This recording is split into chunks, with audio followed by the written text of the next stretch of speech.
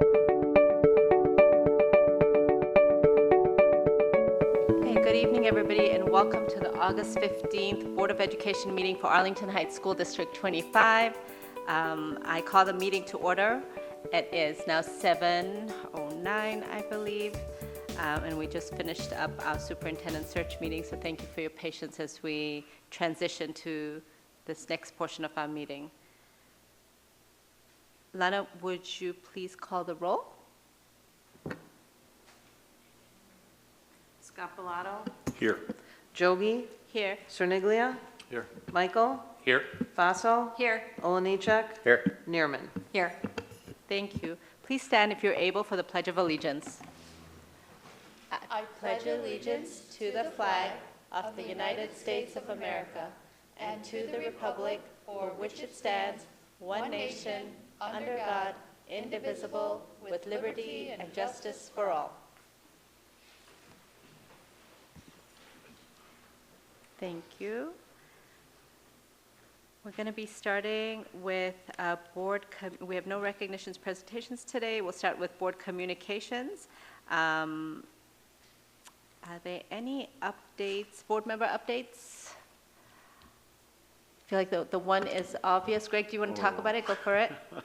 Well, Madam President, I wanted to call out the opening ceremony. I'll call it ceremony. I don't know if that's the official title, but myself and some other board members were present for this wonderful opening session of the school year, where all the staff and faculty are in the Thomas Gym, and maybe I'll let someone else speak about the guest speaker, but I just want to speak to the energy.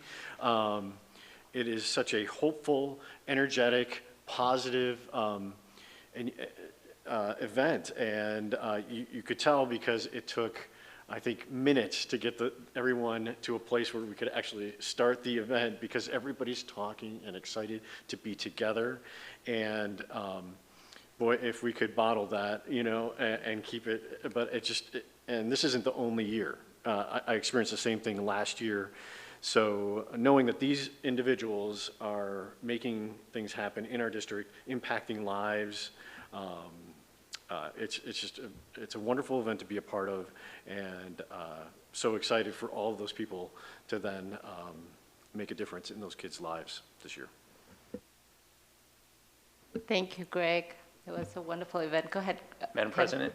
Yes. And I'd like to second what Greg shared about yesterday's event. It was fantastic. I also had the privilege to attend last week the new teacher luncheon and to meet some of the newest members of the District 25 family, and I sat with mostly staff members who are joining Ivy Hill, which is my family's homeschool, and it was great just to hear their stories about coming into education as new teachers, the experiences they had through their college years, and being able to have conversations and compare what it was like for myself going through educator training and how it's evolved and changed over the years. And it was just, I could tell that all of these new staff members were incredibly excited and thrilled to be joining District 25, and it was a great experience. For sure. I joked yesterday that being at Thomas Middle School, that spot at that time was the happiest place in town, and truly the energy was great. And it wasn't just yesterday, you're right, Kevin, it was the whole week. It's so great to see our teachers back, and also the atmosphere of collaboration that we have. So, throughout the week, there was so much collaboration, and even the speakers yesterday, as far as we had Allison there, we had Dr. Bynes, very inspiring words for the district staff. Dr. Becky Fitzpatrick, who was the MC, who did an amazing job, and our very own funny comedian, Dr. K. And so the collaboration between everybody that makes this, the launch of the year happen, it's great. So we are glad to be back and seeing everybody back. Any other updates? I feel like I still have summer brain. I know Liz was at Great America not too long ago, so we're all still coming back here. But EdRed, we had a fantastic update from EdRed. It was a great event, right, Kevin? Go for it. Thank you. Yes, on Thursday, August 3rd, I attended the EdRed Legislative Breakfast hosted by Wheeling District 21. Some other members of our board attended as well, and we had the opportunity to sit and talk with administrators and board members from neighboring school districts, and also with Illinois lawmakers. At the table where I was seated, we sat with Representative Mark Walker, and each table was given two topics that are very relevant in educational legislation in our state right now. Our topics were social emotional learning and the impact on districts of having an increase in newcomer students or students who have recently arrived in the country, and also the impact on those students and their learning and those students' families. So we had some great conversations. We had an opportunity as board members and as administrators and educators to share our ideas, our concerns, and our experiences with the people who make the laws about education in our state. So I think it was a very productive and beneficial event for all who participated. And it was extremely well attended, right, Kevin? There was a full house of board members and legislators, and it was great. Those topics brought up such great conversations, I thought. And kudos to our host, District 21. They did a great job. I have to say, they always have really good food over there. And I know my friend Greg will say they always talk about the food, but District 21 did a really nice job hosting the event for all of us. Next up, we have IASB. I have, well, we did put in, I'll report on that next time. We have so much going on today, but no report from IASB today. NSSEO. Yes, NSSEO's board had their first meeting. It was an exciting meeting with the new superintendent. Buildings are getting staffed, staff is coming back, staff is getting trained. All is great. I'm looking forward to getting the chance to tour all of the facilities. It's all new to me, so I'm excited.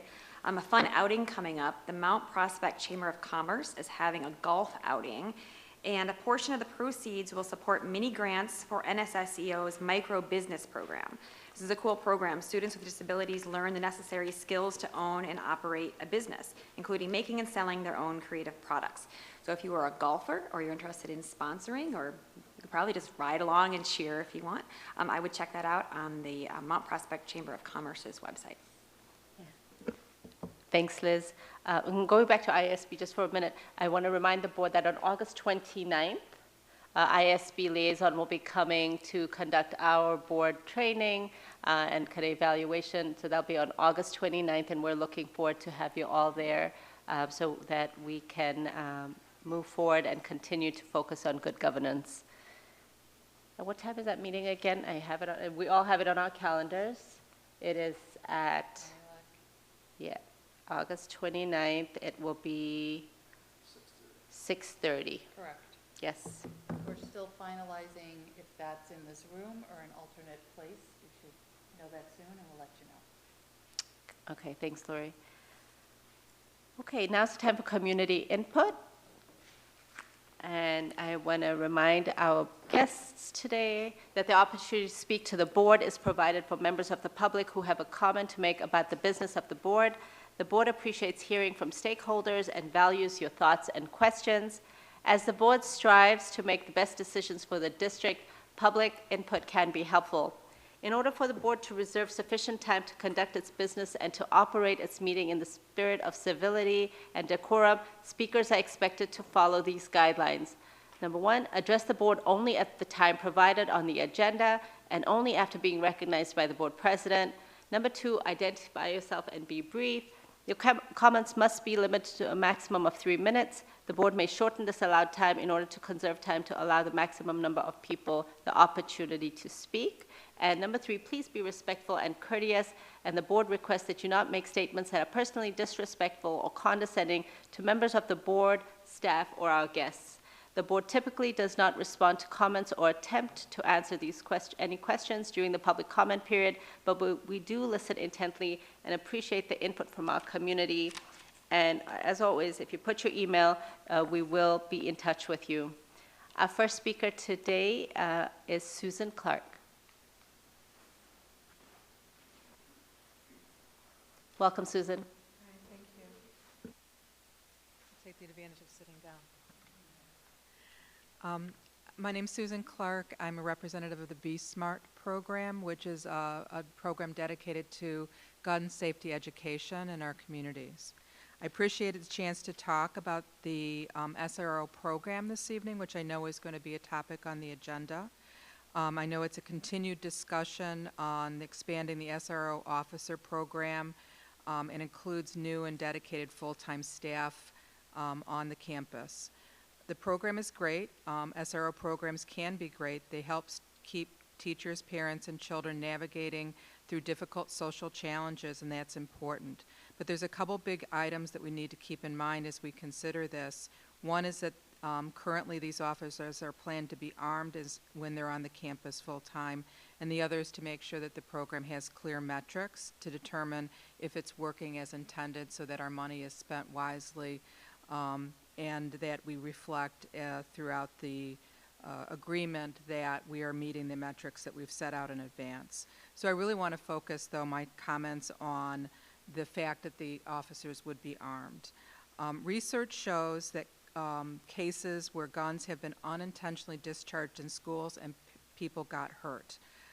There were 30 such incidences in a study from 2014 to 2018 of unintended gun discharges on school campuses by an SRO officer or another adult, meaning that these were not related to a school shooting but simply an unintended discharge, and that's an unsafe environment. It's something that needs to be considered if we're going to have officers armed on our campuses. How can we mitigate or prevent that from happening? Some people believe that armed officers can stop school shootings, but experts say that this isn't really, there's no real solid proof of this, and Dr. Bean had covered this ground last meeting. The presence of an officer on the campus has never successfully intervened in any shooting according to the data. There is, in fact, however, proof that officers have helped divert potential problems. These diversions were not related to them carrying firearms. It was related to their ability to prevent and de-escalate situations before they happened. So again, the officer themselves are a positive presence, but the guns that they may carry are not. So imagine if our campus could continue to be a gun-free zone. The SRO officer could focus on being educators and peacekeepers, which is the unique SRO role, not a traditional policing role which would require a gun. They could build those trusting relationships with students and parents and create a peaceful atmosphere where social emotional problems got addressed and learning occurred. This could be done, I believe, better without guns present. So much. Thank you so much, Susan. Thank you for your input. Our next speaker is Melissa.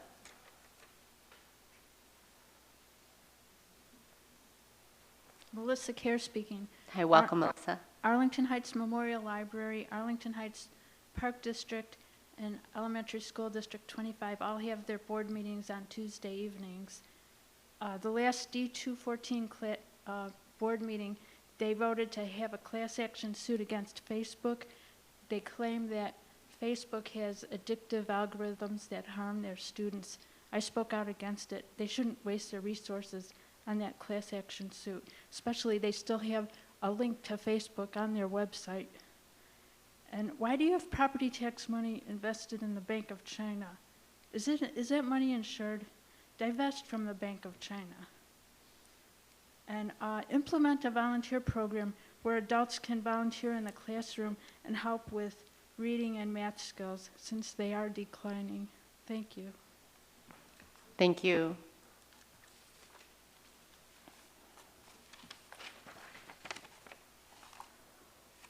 We now welcome communications from district partners. We have, so I believe PTA is not here this evening. Correct. Oh, we did, not here, right? No, not Okay, not here. And ABC 25 Foundation, Gina, that was nice to see. I was at Ice Cream Social yesterday and saw ABC 25 there, so thanks for reporting for us. Yes, and I have lots of notes, so I'll go as fast as I can. Currently, the foundation is undergoing some really exciting opportunities and areas of growth as we are focusing on improving our knowledge and preparing the organization for the upcoming school year. We've been busy getting ready to unveil a new redesigned logo, which will also support our new tagline, which is granting inspiration to further education. So look forward to having all of that show up as we are currently in the process of updating our website. So stay tuned as we reflect all of our new changes, because there are more and more changes coming. In addition, please look out for new activities and fundraisers this year, which I will work really hard to make sure that we are all aware of. In addition, this year, as we are out soliciting for liaisons from all of our schools, we are looking for 2 liaisons from each of our schools to serve on the committee, to be able to have an exciting role of reviewing the grants. It's my favorite time of the year, when we get to give away all the money back to the teachers that we have raised. And so if you really like to give money to teachers, please come join us and consider being a liaison, because that's super, super fun. In addition, they will be involved in communicating all of the activities for ABC 25, all of our events, and volunteering for all of our fundraisers. Grants, my favorite. Grants, the link will open on the first day of school, of classes. So on Thursday, the grants will open up for the teachers. Grants are due on October 15th, and you will see improvement this year. Last year, the teachers would get a response out of the submission of the grant from the Google form that said that it had been received. This year, they will also get a copy of what they have submitted in a PDF emailed back to them. So it was an improvement that we were able to make. Also, for everyone, please remember to register for ABC 25 if you haven't. If we have 25% membership in your homeschool, then your school receives a $2,500 grant in support of whatever your principal and your teachers at that school choose to invest it in. And then last but not least, dates. So we will be hosting an informational meeting on September 20th at the Arlington Ale House. It is open to adults only. For anyone in the community to come and learn more about ABC 25, and if you have an interest or how to get involved. And we will also have an open to the public meeting on Monday, October 30th at the Arlington Heights Memorial Library in the Hendricksig Room. And I think, yes, at the Ale House, that is on September 20th. And then the one at the library is on October 30th. And that is everything I have for my update. Thank you. I will get those times and I will publish them.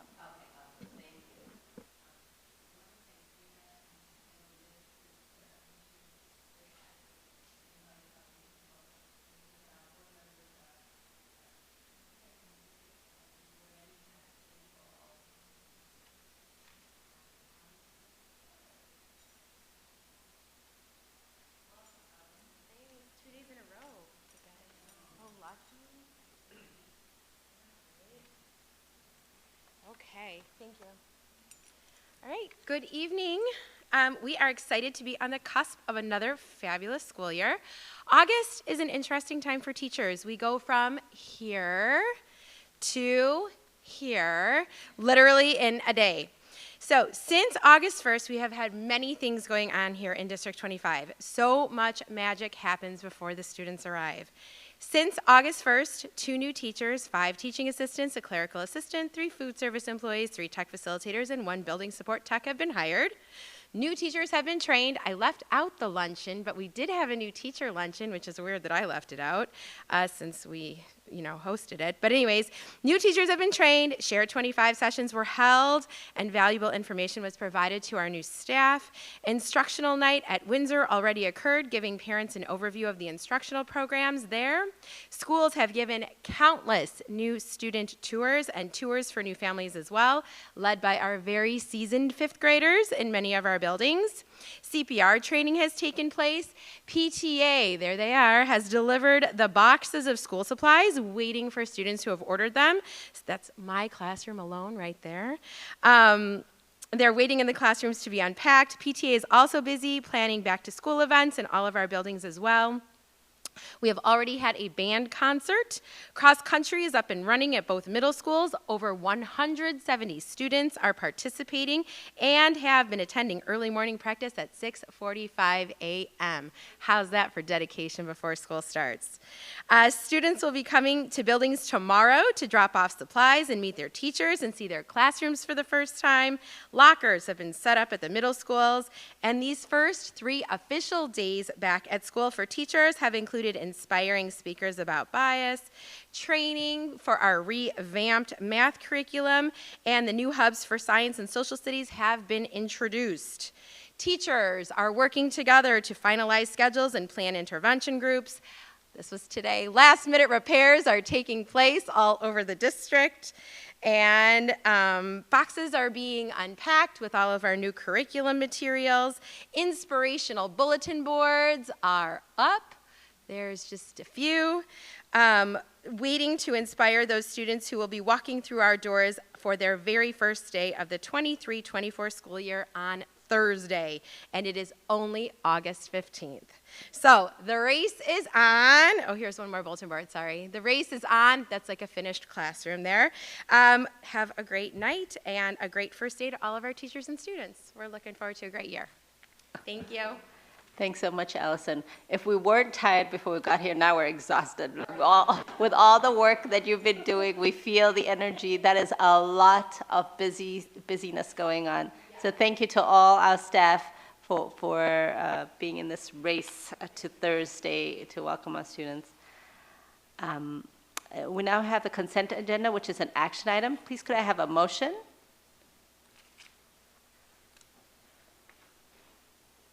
Today would be great. Brian, would you like to read out the motion for today?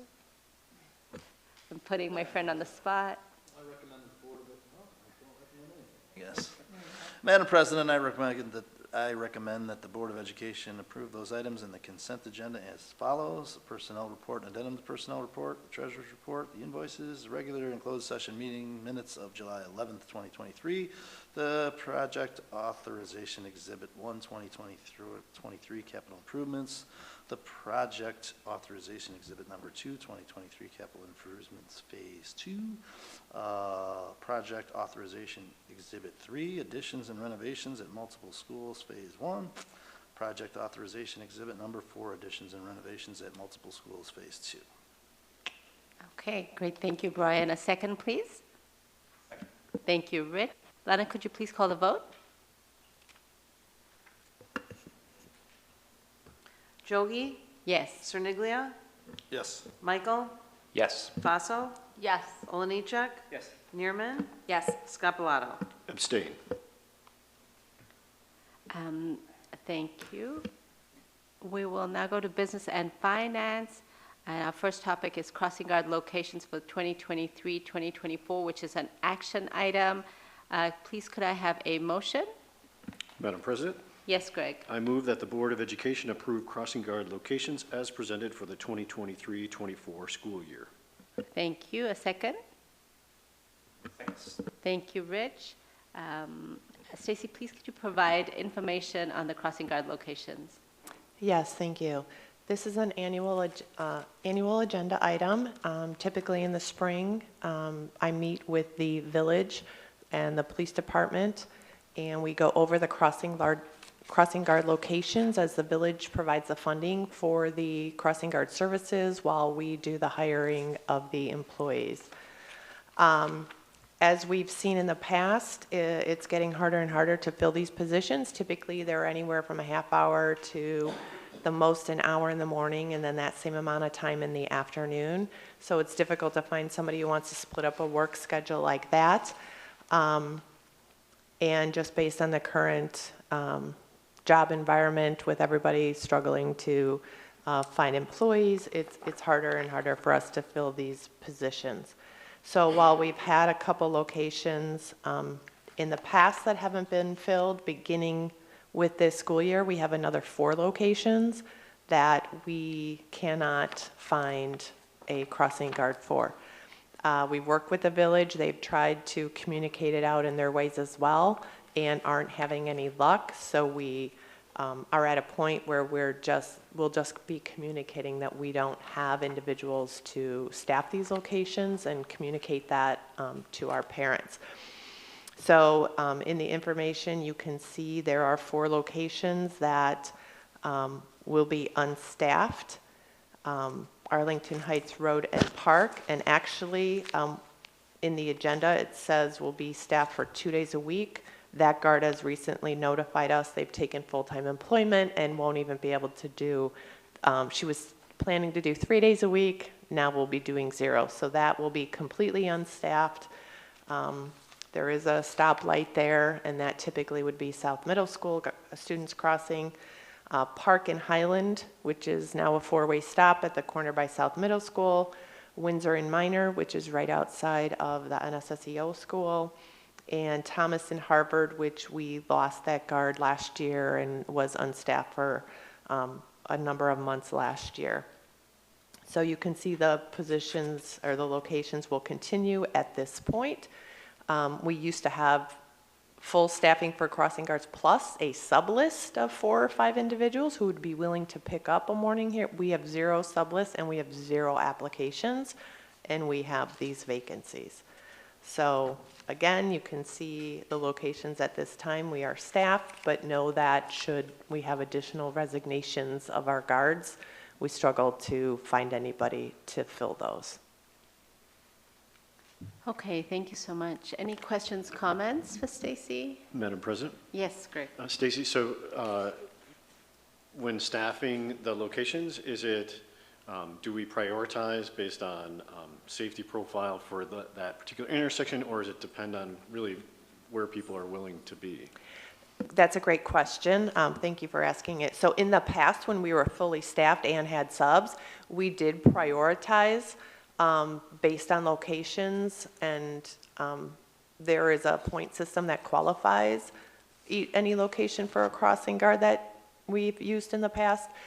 We are at a point now where the guards we have are so dedicated because of the location they're at that if we attempt to move them, we know in some cases they've already said they won't go to another corner, they will resign.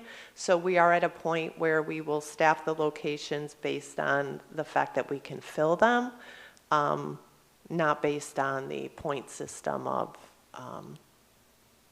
safety. Okay, thank you.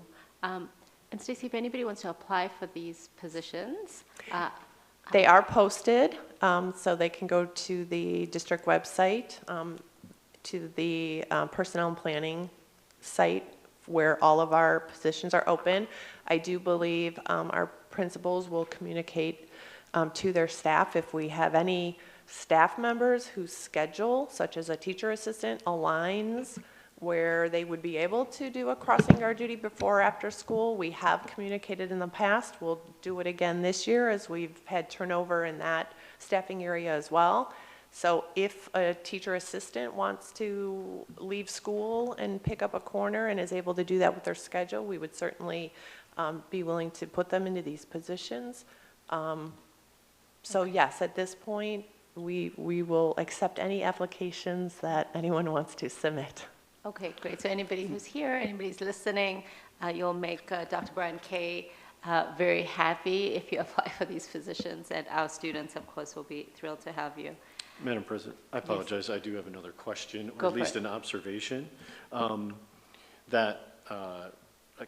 because just personally, we've had this challenge at different points for us. If a parent is, particularly a stay-at-home parent, is interested, one challenge might be, if let's say you're an elementary parent, you don't have childcare for those.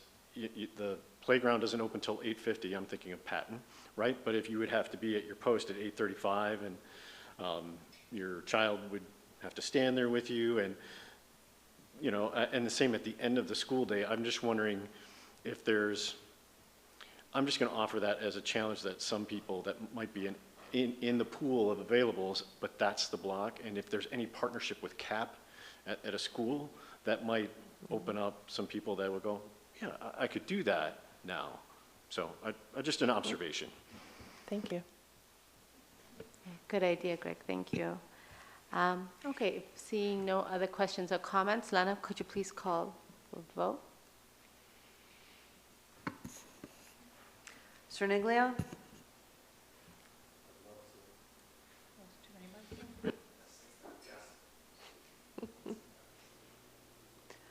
Michael? Yes. Basso? Yes. Oliniechek? Yes. Neerman? Yes. Scapalato? Yes. Jogi? Yes.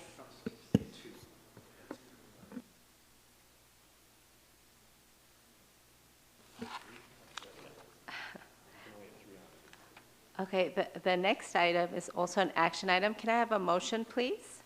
It's about the serious safety hazard resolution for 2023-2024. Madam President, Yes, Greg? I move that the Board of Education approve the resolution to continue serious safety hazardous busing for the 2023-24 school year. Thank you. A second? Second? You, Liz, you beat, sorry, Liz got, okay, Liz, thank you. And Stacy, could you please provide the information? Yes, this again is an annual item. There are no changes in our serious safety hazards identified throughout the district, but this resolution is necessary in order for us to submit for the state transportation reimbursement for the students that qualify, either living over a mile and a half or having to cross through a hazardous area to get to school. Thank you, Stacy. Any questions, comments? Lana, could you please call the vote? Michael? Yes. Faso? Yes. Oliniechek? Yes. Neerman? Yes. Scapalato? Yes. Jogi? Yes. Cerniglia? Yes. Okay, thank you. Now we have the presentation of the 2023-2024 tentative budget. Stacy, if you could please present that to us. Thank you.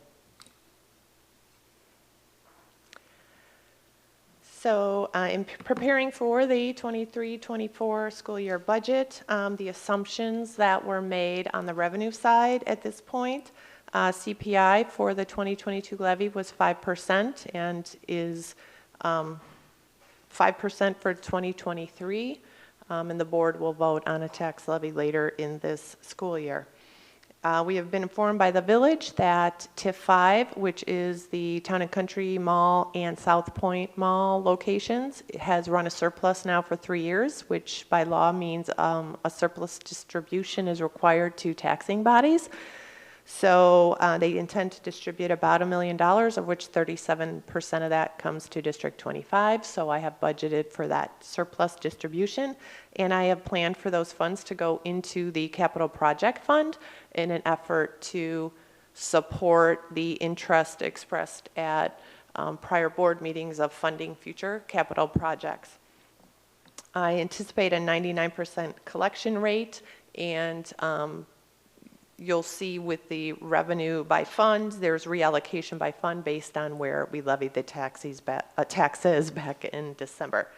Interest income is at 4%. If you recall, a year ago, we were at about 1.5 when I did the budget projecting out. But it's based on the interest rates of investments we already have in place that will mature this year, and our fund balance, as well as the federal funds reserve rate. Food service revenues are decreased in this budget fairly significantly. Last year was the first full year back of families paying for food service since the pandemic. So our student population has turned over 3 years worth, moved on, and 3 years. So it's different kids, different consumption levels. So we anticipated higher levels last year. We were really kind of guessing who'd come back, and it was lower than anticipated, so I have adjusted the revenues to match that. CPPRT was not released at the time of the budget, although it came out, I think, Friday, but I already had this all completed. It will be a decrease. It was significantly higher. It was about double this past year of what it usually is. I think I have in the budget about 1.5. I think we'll be around 2 something, so I will adjust that for the final budget. That is told to us by the state, so we just wait on them. And then in terms of state funds for the evidence-based funding formula, we are back to being a Tier 4 district, meaning we are basically 100% funded. And based on that, we get a $4,000 increase in our state funding between last year and this year. In terms of federal funds, it is the last year of the ESSER, or American Recovery Protection Act, or ARP, funds, which we are using to cover interventionists. And that we did get IDEA ARP funds last year that were a one-year source, so those are no longer in this budget. So in terms of revenues by fund, you can see here how it breaks down. Again, the change budget to budget really has to do to some extent with the redistribution of the property taxes. And you'll notice the bond and interest fund revenues, that is the full levy now of the referendum bonds that were sold, included in that revenue source.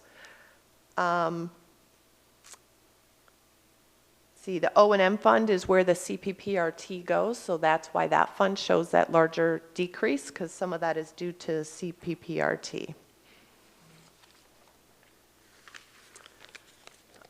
In terms of the revenue budget, this shows you by source the differences in the revenue budget. So you can see property taxes are, in this budget, 17% higher than last year. I'm going to explain why in a minute, because as we know, CPI was 5%, and even with the bond levy, I was shocked by 17%.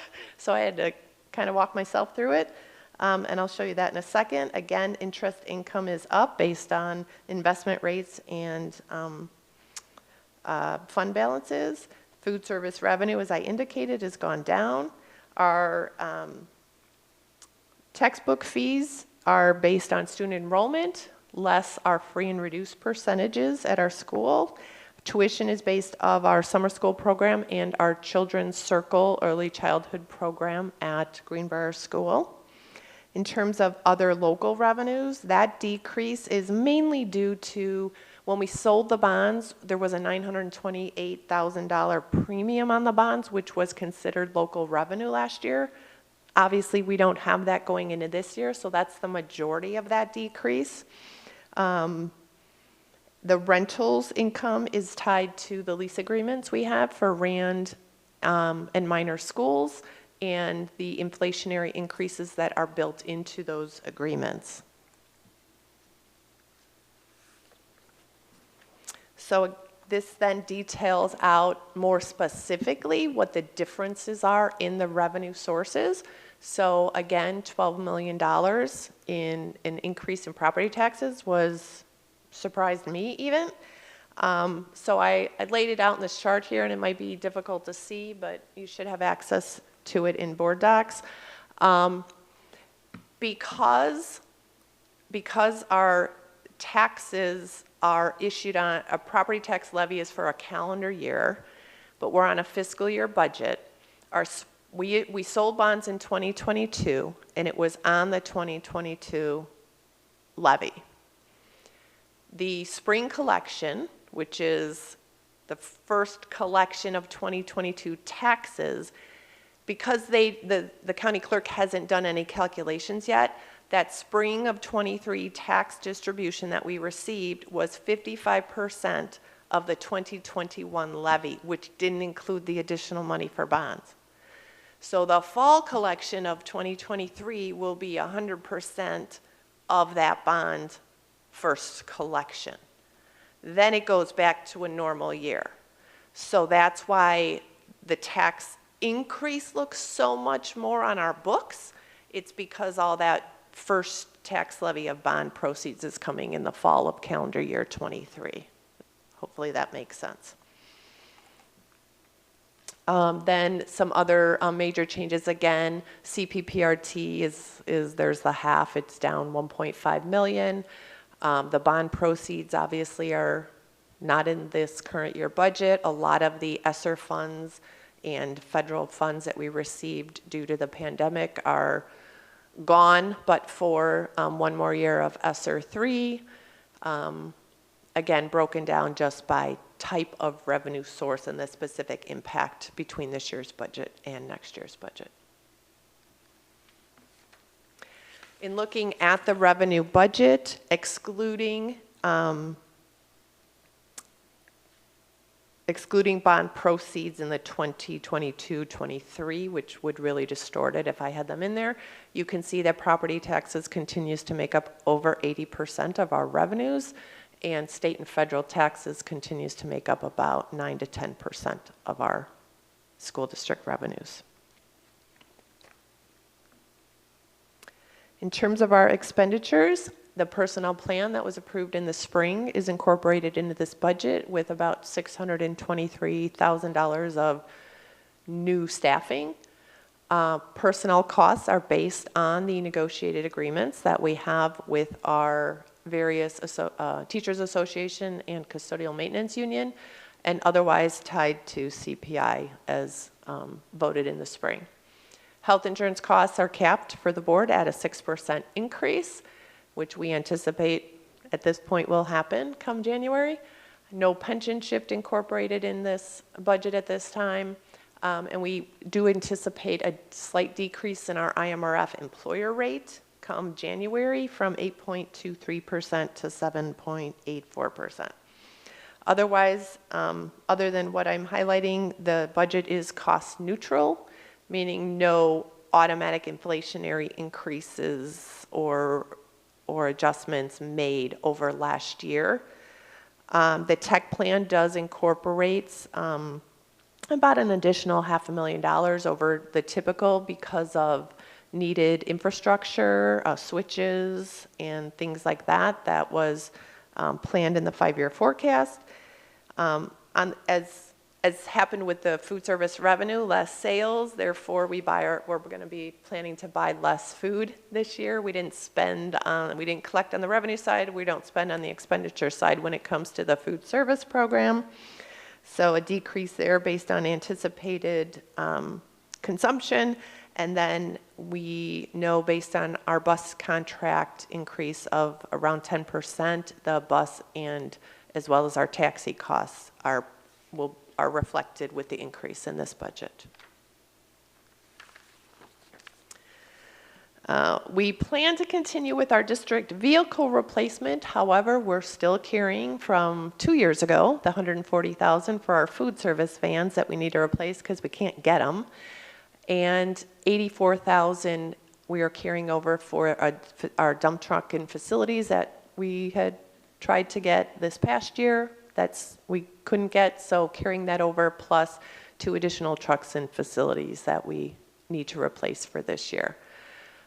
Overall insurance premiums, we are looking at double digits anticipated for property liability, casualty insurance, closer to 10%, 11%, so that's anticipated in this budget. We won't know that till December. This budget reflects $46.2 million in capital projects. That is based on the bids you've previously approved for the full-day kindergarten, as well as the summer of 23 and 24 projects that were bid at the same time with the full-day kindergarten for economies of scale to be done in conjunction with the building addition projects. There's $1.3 million in the spring when Ryan brought the summer projects for 23 and 24. I think it was $5.6 million in summer projects for 2023. 1.3 million of that is work that isn't part of the bid. The other 4.3 is part of the bid. The 1.3 is typically stuff that we'll do in-house, replacing all the lock sets. We're buying them.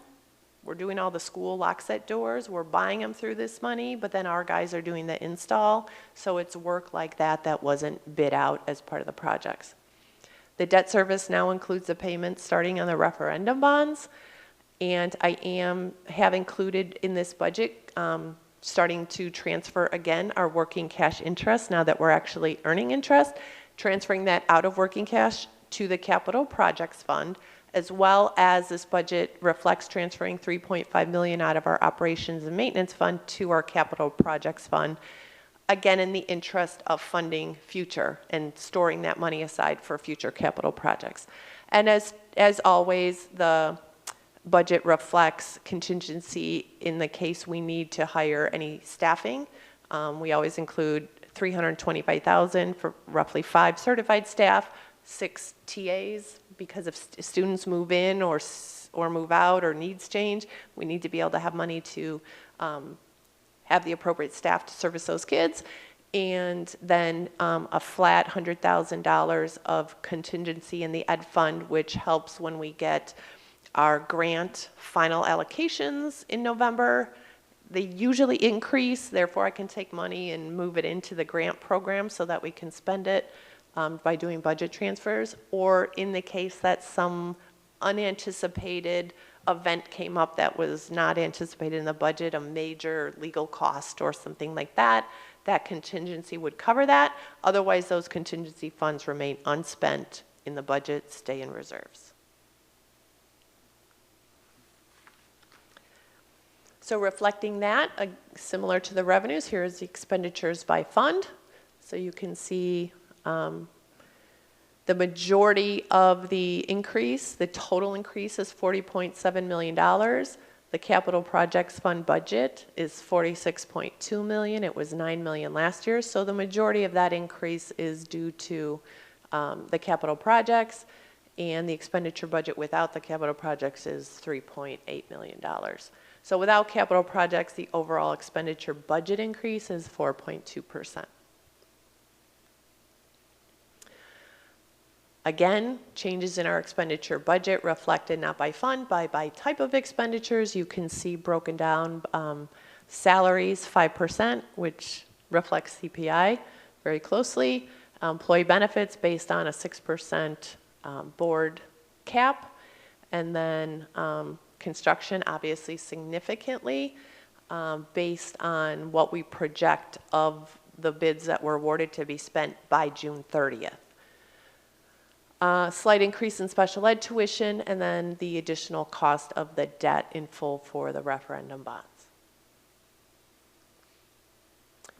And then again, just a slide I include for the board that breaks it down very specifically in terms of the major budget changes, identified and broken down a little bit more. Then again, just kind of showing how our money is spent. If you take out the construction and the debt payments, because that's not atypical, but skews the overall operating costs if you include it in there on an operating basis, on a regular annual basis. You can see that personnel costs, employee salaries and benefits make up 78 to 80% of our budget on an annual basis, which is very typical in schools. So in terms of projecting where our reserves will be, you can see in here by fund, the total revenues, the total expenditures, where we're at right now, not audited yet, but where we're starting with our fund balance for this fiscal year, the transfers that I've indicated, the working cash interest and the operations and maintenance fund transfer, and where our ending fund balances will be. So we are projecting a total deficit of 37 million, and I circled there the capital projects fund deficit is 39 million. So actually without those projects in the budget, we actually this year would have a $2 million surplus, although that's really tied to that big impact of that full tax increase on the revenue side. So it's really fun to lay all this stuff out. This was a little more, took a little more energy than typically to lay out all the capital project stuff. So 75 million projected fund balance at the end of the year, but noting that there's still a chunk, I think about at least 16 million or so of the costs associated with full-day kindergarten or the 24 summer projects still to be paid. Plus, then the referendum bonds were intended to cover 5 years of capital projects, so there is a portion we haven't even sold yet because you have to spend it within 3 years. So those last 2 years would come out of there when we get to that point. So this is just kind of a breakdown of where we're at. I already have some changes to the budget. The salary budget will change because we're still hiring. We're still losing people. I heard today we lost somebody Friday. So we'll get it as tight as we can before the final budget and finalize any of the numbers that come from the state to the extent we can. With those changes, any changes we make will be identified for the board before the final vote and public hearing on the 26th. Thank you very much, Stacy. Any questions or comments for Stacy for that thorough presentation? Thank you. Madam President? Yes, Brian. A couple, I'll just start with one. The 10% increase in insurance premiums, is that purely inflationary, or is any of that 10% tied to any of the capital expenditures? No, sorry, that's all inflationary because that's our property liability, that's board legal, and it's based on claims and what insurance carriers are willing to cover and seeing as costs. Yeah, that's what I was afraid of. Okay. Mm-hmm. Thanks, Brian. Stacey, excellent job as always on this. Rich. A related, and if you don't know, if we got to kick it to Ryan. Laura, you sent out a note about a boiler that was flaky. Is the replacement cost in the budget, or is that? So if we have to replace the chiller. Yeah, the chiller, yeah, okay. Sorry. Yes. So at this time, it's not in this budget, but it could end up in there once I finalize with Ryan for the final budget. Thank you, Rich, for that question. Any other questions, comments? Probably more of a question for Brian Kay, who's not actually up here, but so we looked at the staffing increases that we're going to hit here fairly recently. When do we anticipate looking at the staffing impact of the full-time kindergarten in kind of a similar fashion? Right. Yeah, I can address that a little bit. So the board, this was a while ago, but we did project for the board, we expect a $1.4 million annual operating cost for staffing and basic supplies for classrooms. And so that additional $1.4 million for about 19 new kindergarten teachers and related staff would hit the 2024-2025 budget. That's what I thought. Okay. And as a side note, that was reflected in the 5-year forecast that we did, and I'll obviously include that again when I bring that back after the final budget's adopted in the late winter. So I'll just add, anyone in our community that's watching that has a soon-to-be education graduate from college that would be interested in teaching in District 25, we will be excited to meet them. For sure. Okay, thank you so much. Seeing no other questions or comments, we'll move on to facilities management, a summer project update by... Actually, I'll take that. Okay, that Dr. Bynum is going to cover for us today. Thank you. It's exciting to see all the action happening around the district. Thank you. We've had a very positive experience with the work on our capital projects and our construction projects this summer. We're very grateful to our staff for their patience in getting back into their classrooms so that they could prepare for students.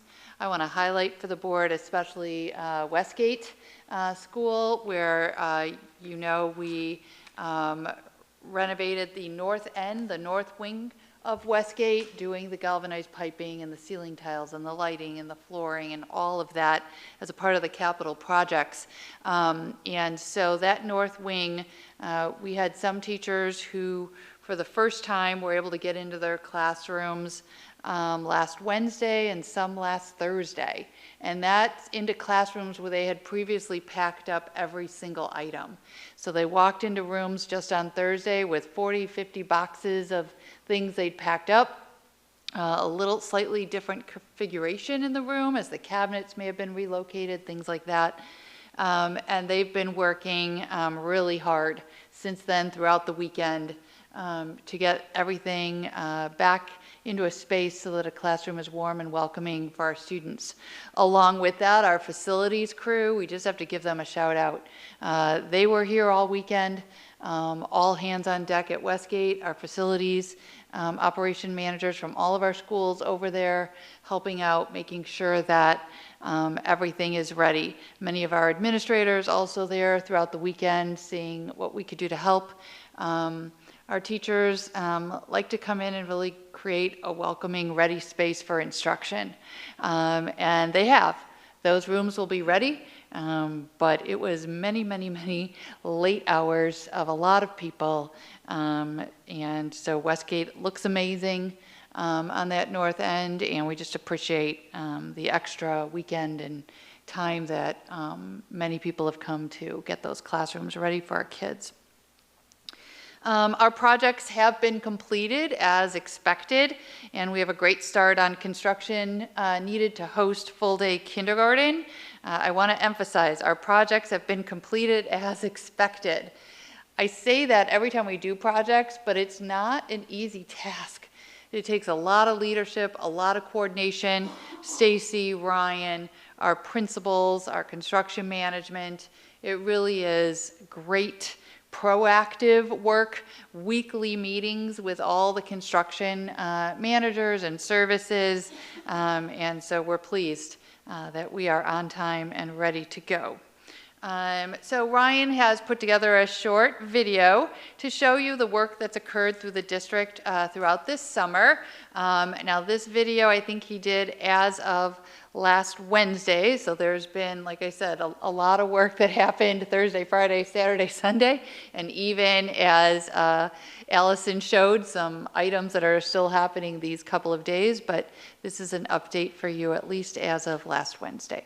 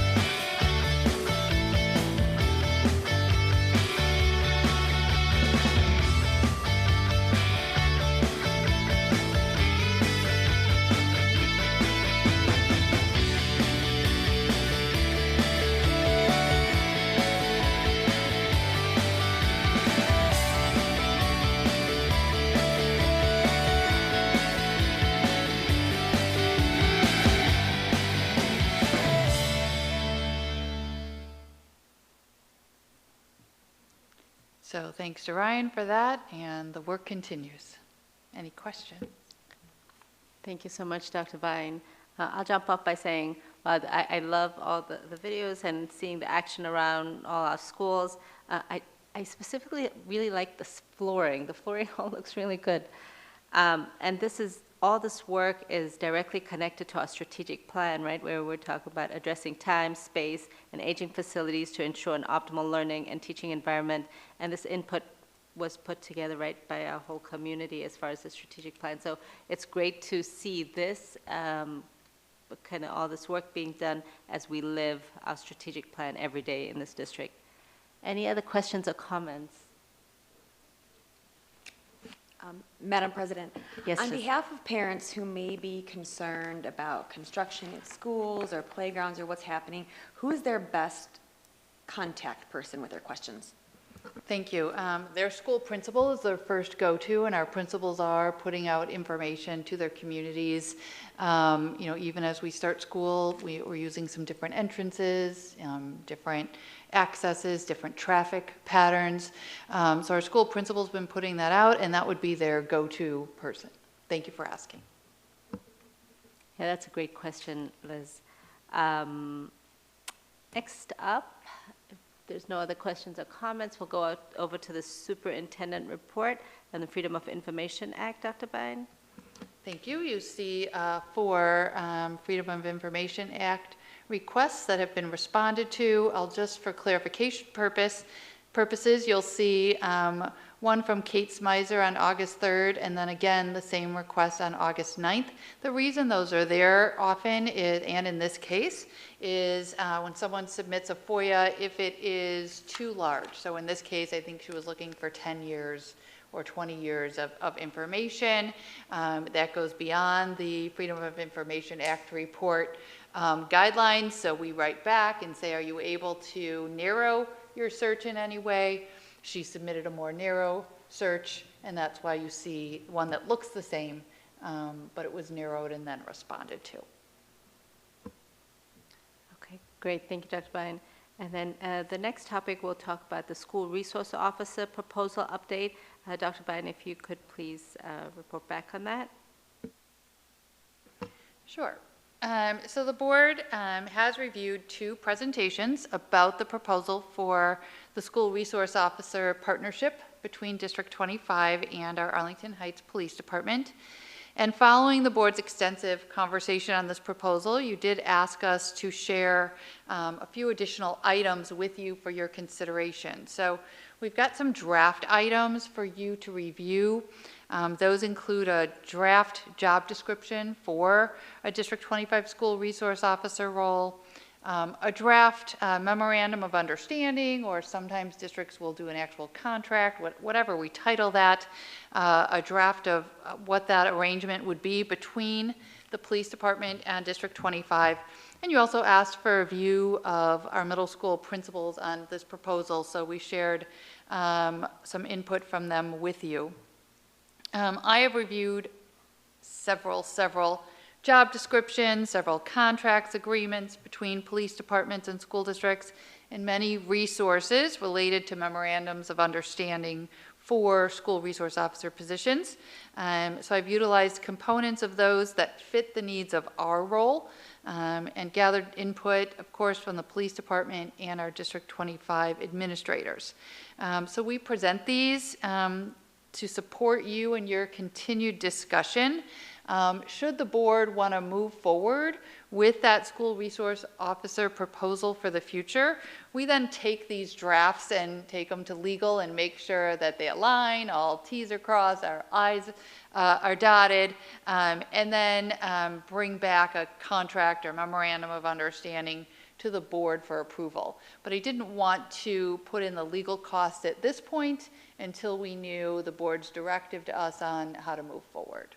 So I'm looking for, I guess, tonight, any additional thoughts the board has, especially in reviewing those drafts. Are there things that you feel are strongly missing or things that you have questions about? And then we're looking for some directive from the board. How would you like us to move forward? Would you like us to bring this back to you as an action item at a future meeting?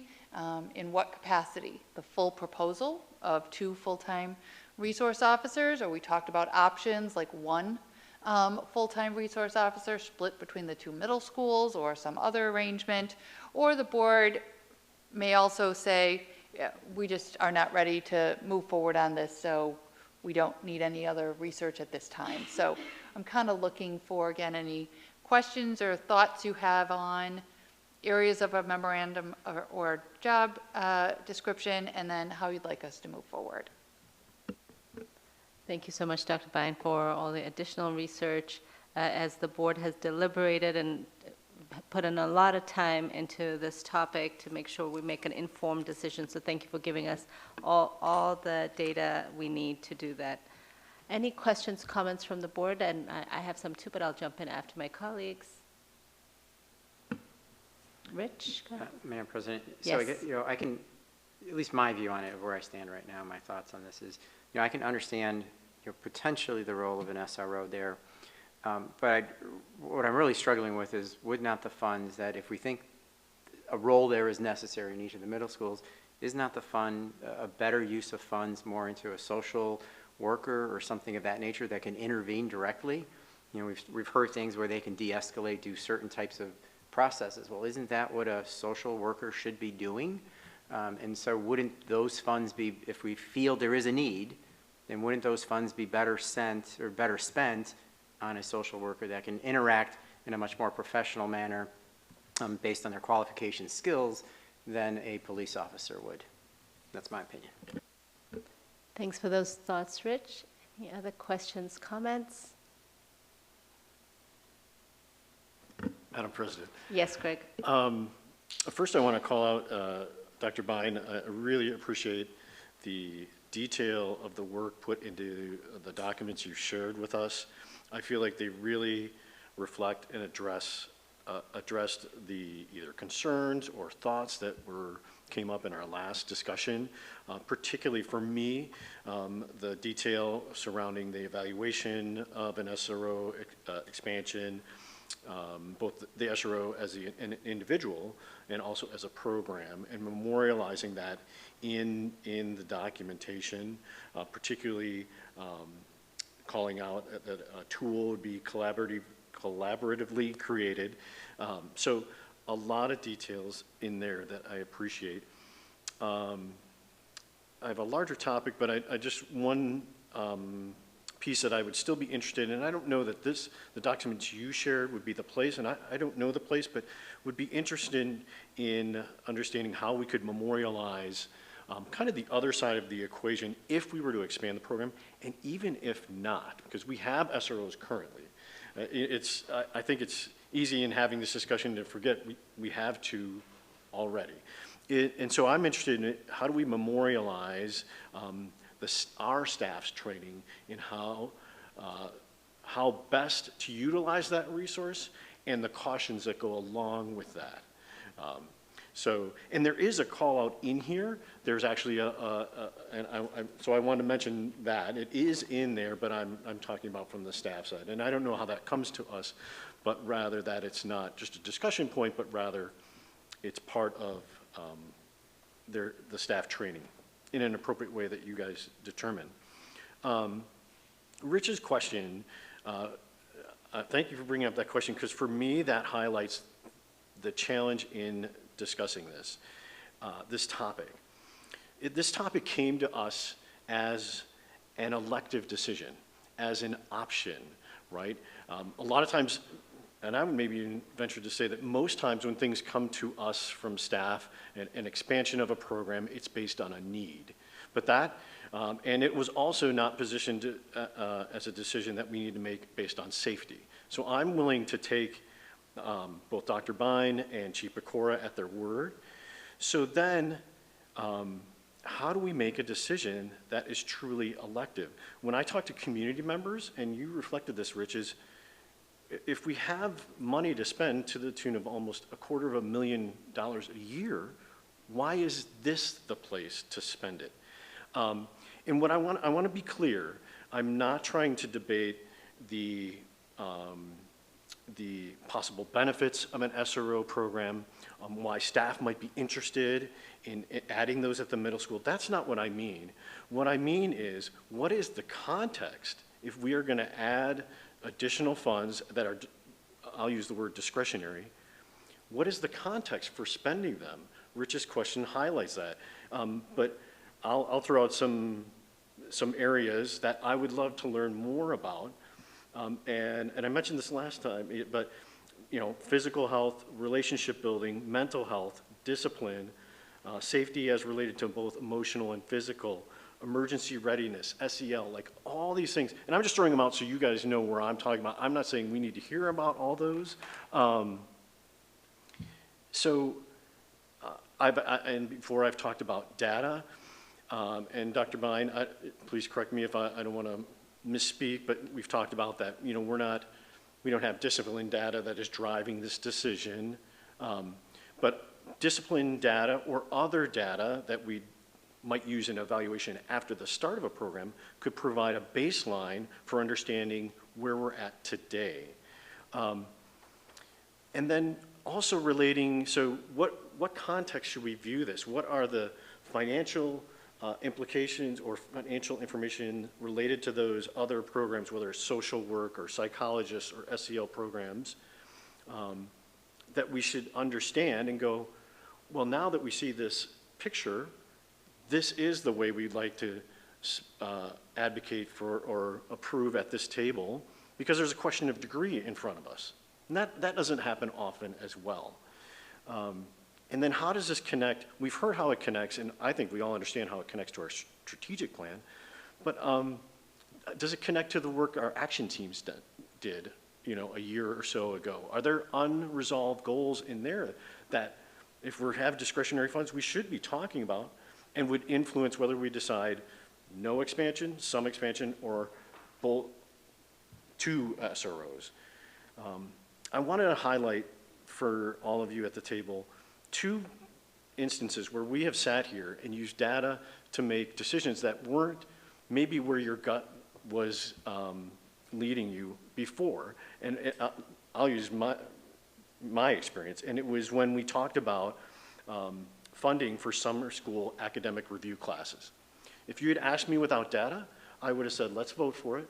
That will lower barriers, increase access, and influence our test scores.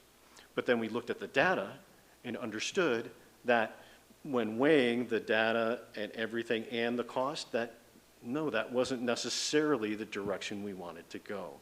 The other one, we didn't make a decision, but in terms of being fiscally responsible and understanding our larger goals, we've talked a lot about, and Stacy mentioned it tonight, we're transferring funds to to be prepared for future capital projects. And we even saw an itemized list of potential savings that were coming down the road that could help plan for those. So I'm not suggesting we look at everything the district is doing, but there is definitely, I'm sure, a context where we could place this decision. And finally, maybe I'll pause. I have more specific questions, but when we look at it, and if we were to look at it in a context, at some point in the future, and it could be 3 months, 6 months from now, I don't know, and I'm open to that discussion. But then we move away from the discussions some of our community members want to have, whether it's this or that, yes SROs or no SROs. And that's a divisive discussion, right? Because who knows why you're coming to the discussion. You might be coming to it from a safety perspective or concerns about firearms in schools, but when we put it in a context, well then now we have reasons that are rich and robust, not just do you believe they can make a difference. At some point there might be a vote and I will express my interest on that, or we can talk about it now, but I'm interested in talking about it within a context, especially as presented as an elective decision. So that's where I start my comments this evening. Thanks, Greg. Any other comments, questions? Liz, I'm looking at you, and then Brian, I see your light on too. Madam President, I am so appreciative that all of us at this table are thinking of ways to support our students. And it's amazing that we can all come up with so many different ways we can do this. Like that speaks really well. And I understand all the points, and I'm struggling with this a lot. One thing I can't let go of is I do feel that there is value in building consistent, positive, supportive relationships with law enforcement for our students and our families. Right now, we're presented with the picture of an SRO. What is that going to look like? I don't know. But I think that that is a value to our students. Having been a high school teacher and worked alongside SROs, I've seen, granted in a high school setting, I've seen the positive relationships that have come. I've seen the ways that families have been helped. I've seen the ways that students have found another mentor, someone supportive, an adult to help them. So that's something that I'm also thinking about as well. I don't know how we tap into that, but I do feel that there's value there. Thanks, Liz. Brian? Sure, Madam President, thank you. So I would echo all things that are said. From my perspective, and I've commented on this before, I think that expanding the SRO program is truly just being good stewards of our community, right? These now 2 officers are spread very thin. I don't know how effective you can be covering 23 schools or whatever we've talked about. They spend the majority of their time within our schools, in our middle schools already. So the investment and the need, I do believe, is already there.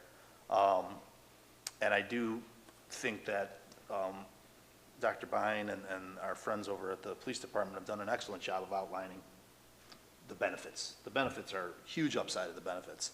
But again, like some of my colleagues, I'll contradict myself because I don't have that context of, what are we comparing this to? One thing that jumps out at me in tonight's conversation is, we're looking at a deficit of about $500,000 with the removal of the ESSER fund, the IDEA, and the ARP grants. I'm hoping somebody's looking at that, other than me, so what are the, and again, this is when it all comes down to it, this is a staffing investment, right? So if this is a staffing investment, I kind of want that lens of what are the staffing implications of the loss of that income, that revenue, quite frankly. What are the staffing implications of some what-if scenarios, like what Rich alluded to? And then again, we're probably going to be in alignment timeline-wise with full-time kindergarten. So I kind of want to see that staffing lens of, what are all of our staffing dollars going to look like with this into the fold. That's all Great points there. Gina? Madam President? Yes, Gina. So Brian brings up a really good point to understand what the financial implications would be if we could run the scenarios with 1, with 2. I agree with Liz. I think there's value and benefit in the relationships, and I agree with Brian on the good stewards, because I do believe that the 2 SROs that are currently helping us out are stretched, in fact, too thin. I don't know that I have an opinion at this time, 1, 2, 3, 4, whatever that is going to end up looking like until we see the finances, because there is a financial cost to this, to the district, as opposed to the current model that we are looking at today. But I do believe that that mentorship and that relationship building within our middle schools is good and positive for our students and our staff and our community. So that's kind of where I'm at, but I would like to see some of the financial implications, especially in light of that full-day kindergarten cost that is coming as well. Thank you, Gina. Yes, Rich? Maybe adding to even the points Liz and Brian and even Gina, one of the things that I struggle with in this regard is I understand all the reasons for having an SRO, as I just mentioned. At the end of the day, they're police officers, right? Why doesn't the police department pay for it, right? If the police department feels that we need SROs, let the police department go out to the public, say, hey, we need to add $200,000 to our taxes to fund additional police officers for Arlington Heights, right? So, we're here going to our constituents saying, hey, we need to add $200,000 more to our taxes, right? Because eventually that's where it's going to come from, property taxes, to cover police officers. Versus the police department, that would be the right place to be arguing and saying we don't have enough police officers in Arlington Heights to meet the need. Whatever that need is, they should be out there saying, have property taxes, pay for those additional police officers. Why should we carry that burden as a district for our constituents? I mean, that's in my mind where I leave it at. We have our own focus and our own areas to worry about. Let the police department go out and say, there's a policeman shortage, we need to fund them. Madam President? Hey, Greg, were you going to respond to something that Rich said? Yes. Oh, okay, and then I'll let our friend Kevin go. Yeah, I just want to amplify, and the way I would frame it is this, is though we can hire SROs, we are the only ones that can hire teachers, right? So though we can spend funding, whereas the police department can hire SROs and use their funding, and we're all taxing bodies and for the same community, but you know, that would allow us to speak to the heart of our mission, which is education. So, and they could assist in that matter. Madam President? Yes, Rich, thank you. I also want to echo the gratitude for the very detailed presentations that Dr. Bine put together and the information that's been shared with us over the past couple months discussing this topic.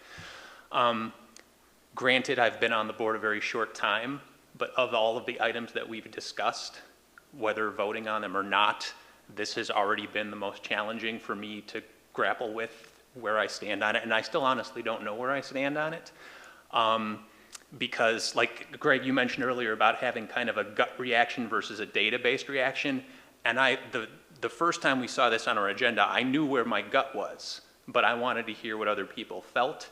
And we've heard from community members tonight at previous meetings. We've gotten a lot of emails to the board, and it's really been, from what I've seen and from what I've heard in conversations I've had, it's been pretty much 50-50, either in favor of or opposed to this expansion. And I definitely agree with what Rich was saying earlier, that if we are looking at spending this money, is this going to benefit students in the best way possible for the expenses that we're talking about?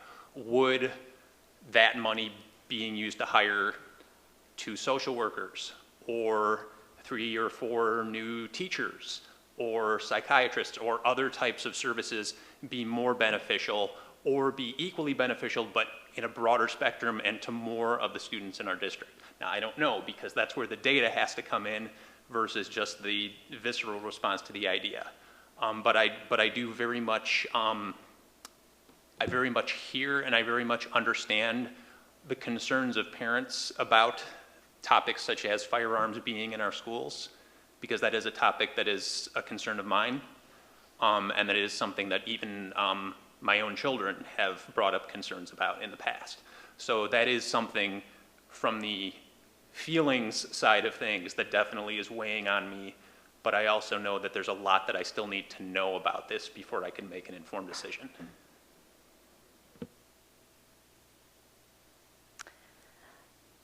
Thank you to the board. You have each given this a lot of thought, right? And our role today is give our superintendent some direction as well.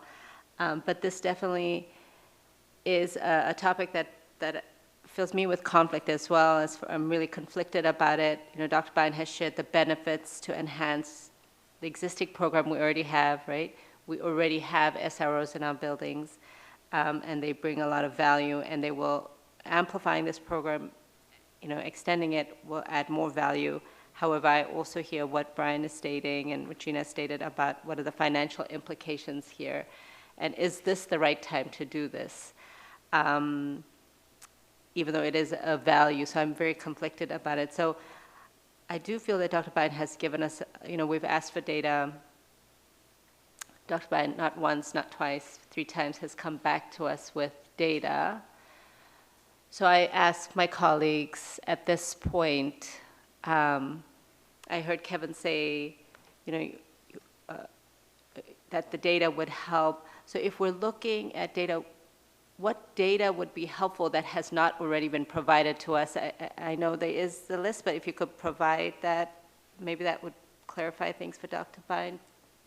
Is there specific data that would be more helpful? Kevin, I heard you say that. I heard you say that to Greg. Madam President, I'll make a go at suggesting, but not, limited to this, or, but the data I was talking about would maybe serve two purposes. One, as again, baseline data for further evaluation, either evaluating where we're at today, but also either our current program or an expanded program in the future. And that could include discipline data, which could be office referrals, detentions, suspensions, SRO interventions or interactions. And that kind of data, if it could be disaggregated into subgroups, like when we look at testing data, because when we read the research, when SRO programs aren't well structured, they could impact students of color, marginalized communities. So if we have that data, we might be able to better ascertain, where we're at and the success of a program. But then I also spoke about just context. Rich mentioned it, like where, I don't know how to visualize it or explain it, but social work, psychologists, other student supports that exist adjacent to the classroom. In the way student services support students in a way that is informative in understanding the SROs in that context. Okay, thanks, Greg, for elaborating on that. Is there anything else, Kevin, that because you had mentioned data, I'm wondering if there's anything else. One of the things that I was thinking about is, we were talking about how we do have, as I think Brian mentioned, our SROs, as they stand now, are spread very thin across not just our district, but all of Arlington Heights. So if we were to say, right now, and I don't know, I'm just pulling this out of the air, I don't know how accurate this is, but let's just say for sake of argument that right now, each SRO spends about 5% of his or her time in each of our middle schools. And we're talking about moving it up to 100% of the time if we have 2 full-time SROs. Do we really see there being, I'm trying to put together my thoughts as they're coming to me, so I apologize. Do we see that we need to move from 5 to 100 in one move? Or is there a more incremental way we can examine how this might impact students without making quite such a leap, both in terms of finances, but also in terms of time interacting with students and staff, if that makes sense? Yes, Liz. Madam President, one thing I think we spoke about at the last meeting is different data sets, and maybe we're going to have to create our own data for what really applies to District 25. And I think we did talk about the possibility of gathering information on what we currently have in place. And I remember the idea was brought up that maybe they are spread so thin that we would not be able to actually gather meaningful data. So maybe just a different way to look at it is if we, again, speaking as I'm thinking, but if we can figure out a couple of touchstones that are near and dear to all of us, that we're important, we need to know this number, that. Is there some way that we can either, as Kevin is saying, incrementally add, or some way we can actually find that data? And can we do that with what we have existing, or do we have to add something? I mean, we talked about, I think, the possibility of one SRO 50-50 at each school. I don't know at what point we start to kind of think about other options, or if there's a way, I don't want to toy with people's lives and incomes, but is there a way that we could hire someone in a trial position that isn't a full year? I don't know, but just ways that we can get creative so that we can create some of our own data that we're comfortable with. Does that make sense? Our own metrics. Dr. Bidwell, I'm going to turn to you as far as have we clarified things? Have we muddied the waters even more?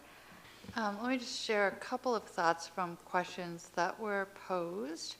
Was it, right, how does the board want to spend their money, right? Is it on additional social workers instead of school resource officers?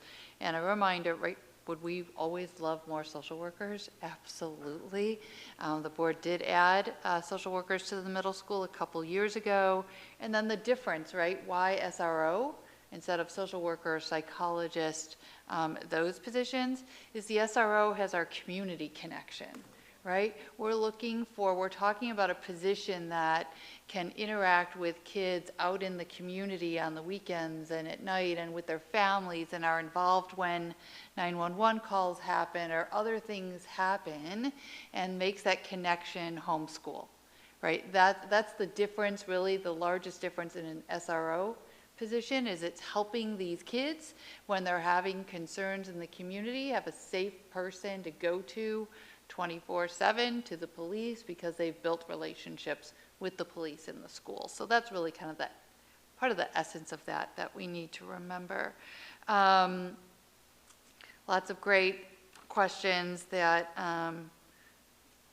I know we're good on internally in terms of creating processes for our internal staff to know how do we work with an SRO, right? Not only does our SRO need to be trained, but we need to be trained as administrators on what's their role and how do we interact with them and how do we clarify things. So we've got procedures ready to go and to finalize in that area.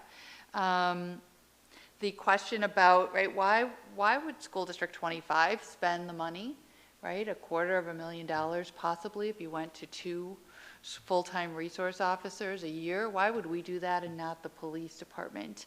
And I think you can have discussion on both sides of that.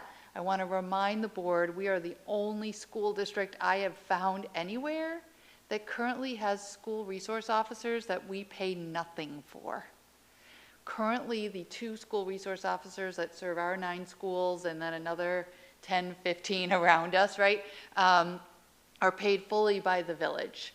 All of the districts that we've been able to find that have school resource officers either pay half and half, kind of what the police department has proposed to us, or there are several districts around us that they pay the full cost, salary and benefits for the school resource officer. So that's just something to remember. Currently, the village has been providing this service to us for free. That doesn't mean that we have to pay, right? But it's just something to remember. They have been doing that for us to this point.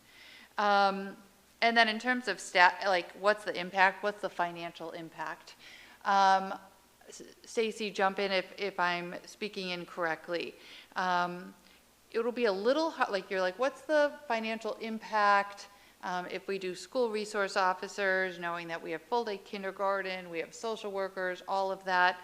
It's really hard to say because here's what's going to happen, right? We know we're going to hire $1.4 million in additional staff because of full-day kindergarten. That's a given, right? That's happening. Then when ESSER funds go away, which currently funds some of our reading and math interventionists, some other things, when that money goes away, we then need to make a decision, right? Do those positions go away, right? Or do we feel those positions need to stay and that now needs to come out of district funds, right? When we initiated those positions, we said, these are for the time that ESSER fund is covering, right? But so we now as an administrative team then need to make our decision and come back to the board and say, boy, the impact of this is something we want to continue and build it into our personnel plan, right? And the board's going to need to make decisions moving forward of where that money for staffing goes, right? And is the value in the school resource officer something that we want to continue and other positions, or does that mean in the future the board might say, we don't want to add these other positions now because we added that, right? That's a challenging decision, but a real decision that you make every year in our personnel plan when we bring that to you.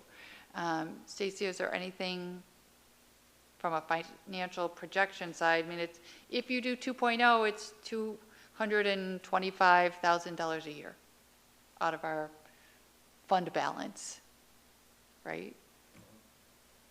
And then, thank you for letting me go through my notes. So then for me, in terms of, right? We've talked about what data might help. I would say that it is very difficult at this point to give you data that's apples to apples.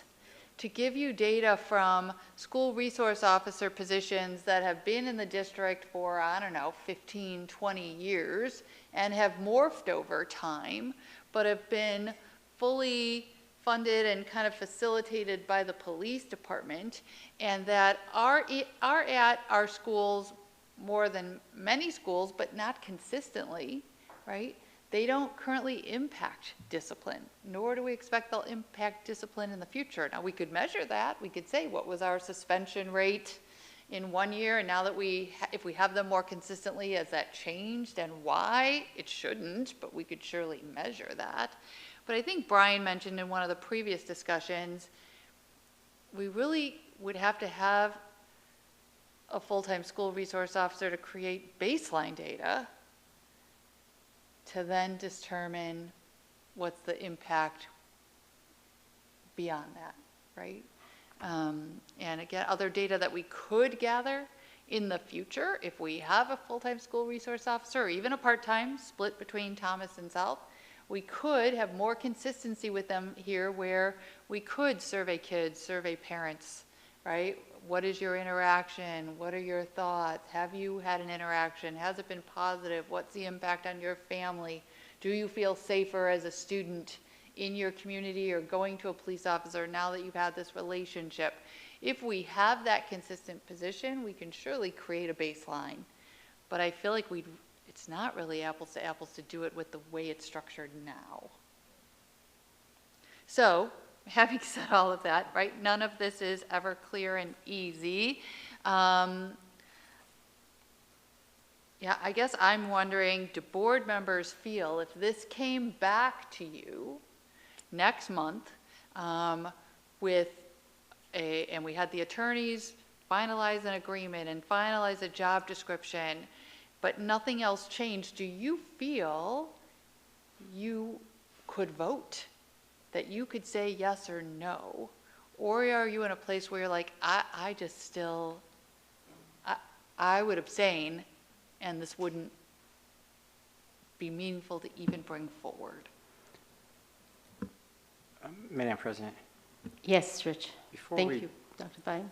Before we maybe jump on that, let me just put out some additional facts using our handy-dandy computers here. So I went to the Arlington Heights Police Department, looked at their budget for this year. Interesting facts. Basically, their budget is flat, basically, since for 22 over 23 is a 2.4% increase. And if you look at it, they have a nice little chart here. Over the years, it's basically flat. Interesting part is they have 139 officers, and they've been flat at 139 officers, at least on their website, since 2012 through 2023. But the interesting fact of all this is that the amount of service calls or the crime rate in Arlington Heights is actually going down dramatically. So whatever they're calling calls for service or any type of crimes is down 30% since 2017. So when you have that type of decline, you also have capacity, right? Because their calls for service are down, property crimes are down significantly. The only thing that is up, and this is really a blip, traffic crashes. So, blip from last year. Otherwise, everything is trending down in all areas. If you look at 2016 to 2017, it dropped 11%. 2017 to 18 dropped another 6.2%. 2018 to 2019, another drop of another 4%. 8% drops in calls for service or any type of crime. So again, I go back to my initial question. If you have 139 officers and crime rate is going down for the last 6 years, you have capacity, as well as you've stayed at this level for the last 18 years. Isn't it time that the police department steps up and say, hey, we need more services, or we need to provide something else? So something to think about. Hey, Rich, I have no, thank you for that data. You're so good at number crunching so fast. I have a clarifying question as I kind of feel out where our board is at. I know I'm conflicted, and many of us are conflicted. So I know initially you had said, let's talk about social workers, but are you thinking, hey, if the Arlington Heights Police Department paid for it, then we should take advantage of it? Is that where you're at? I think, in my mind, that's really the choice here, right? Because if it comes to our funding and Greg made a valid point, we're the only ones that can hire teachers, right? So, at least for our district, right? So, isn't that our internal need, or really the best use of resources, is to make sure that we have those types of resources that can handle, because we're the only ones that can have that type of interaction. And if the police department wants to fully fund, then I think it really changes from a question of funding, which is what we're battling with right now, and we're going to battle with into the future, into, is that the right use of it, right? Meaning, should those police officers be in the school or not? And that really becomes more of an educational type of discussion. Is it the right mix? Things of that nature. So if there's really a need that the police department feels, let the police department fund it, come to us and tell us what that need is, and then let Lori come to us with, hey, this is why we need it. But from a true funding perspective, I would think if we're battling between adding 1.4 next year, we added 600,000 additional this year, that would mean 200,000 in perpetuity, and given the increases, that's a lot of money. Where should we really spend the best amount of money? And should it, if it's a money issue, and we really think there's a need, not on police officers, it should be in something that we can hire for. Thanks for the clarification, Rich. Madam President? If I could, Go ahead, Brian. I just kind of want to respond a little bit of what Rich said. Yeah, go ahead, Brian, and then Greg. Thank you. Yeah, I guess counterpoint, not completely disagreeing, but just complete counterpoint.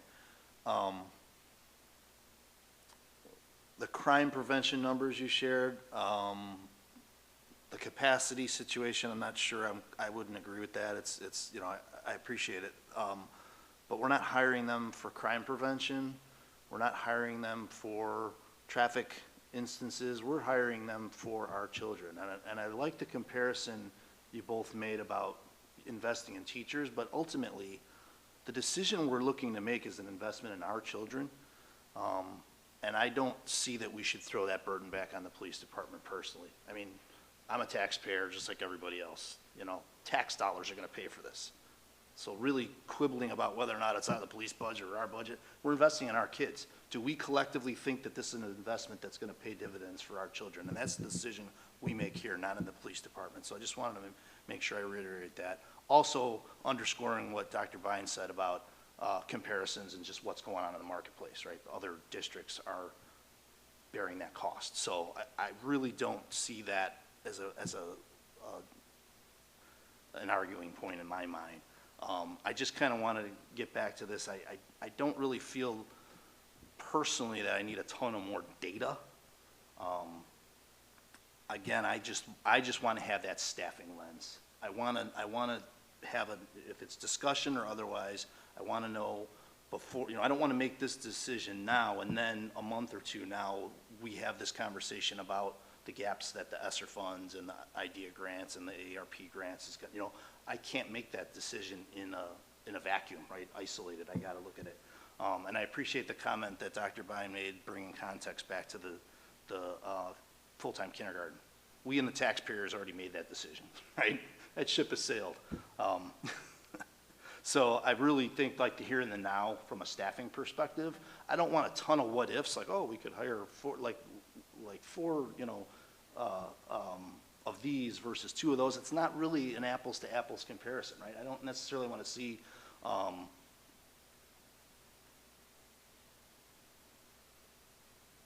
there's a certain position, I can't remember the name of it, but the interventionist, thank you. Like that, I want that a little bit more ironed out, but I really truly think that that's kind of what I need in my mind. And again, I'll emphasize the fact that they're already in our schools. This isn't this new decision and the whole gun thing. I mean, it's not our position to ask officers to not carry a weapon. They're required to. They're required to off duty. They are to protect and serve our students. So for me, it's not really a gun issue. If there's going to be a gun anywhere near our school, I prefer there's a cop around it. So those are kind of my thoughts, but really I just want to kind of echo back to the staffing piece. It's a staffing investment, so what's the here and the now that we might have to consider when it comes to these other things. Madam President. Yes, Greg. Maybe amplifying what Brian said, but if the question is, are we ready, am I ready to take action? And the answer is no, because whether it's more information about staffing, this is, I go back to where I started, you know, this was an elective or a, you know, not brought to us as a need, not whether or not it has a benefit.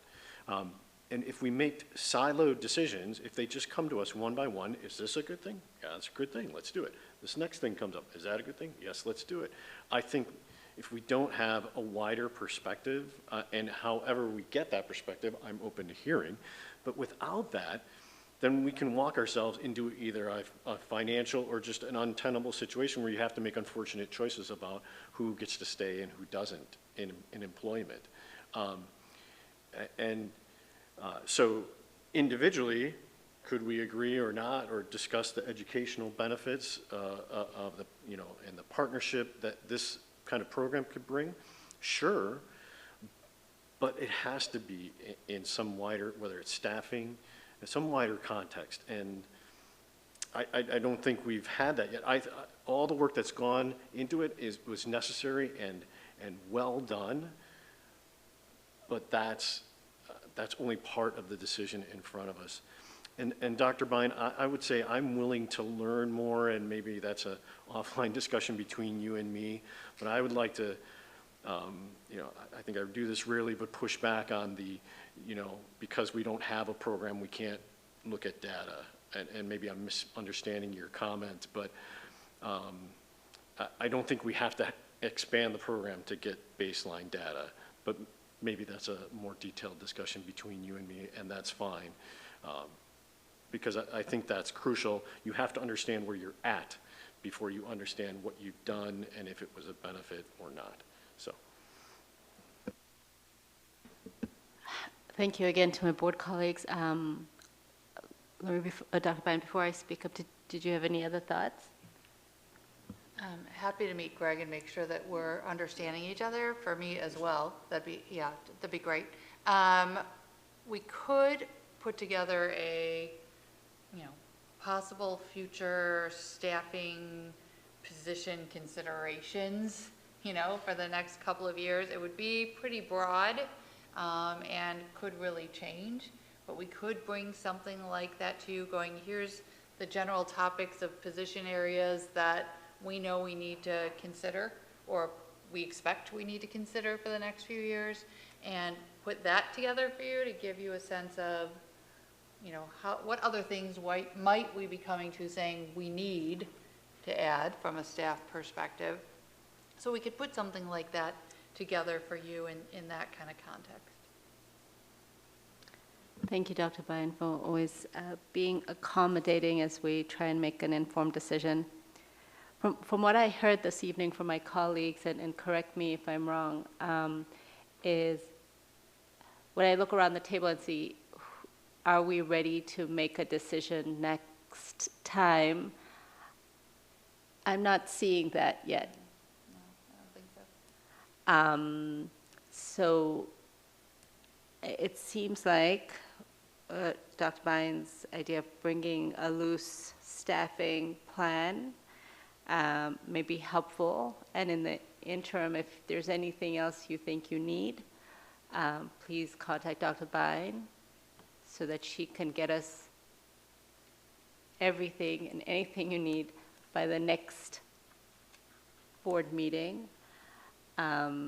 We also, as a board, have really, what I'm really proud of is that we've heard every voice that's come to us, and they've been, like what Kevin said, there's been 50-50, both sides of this.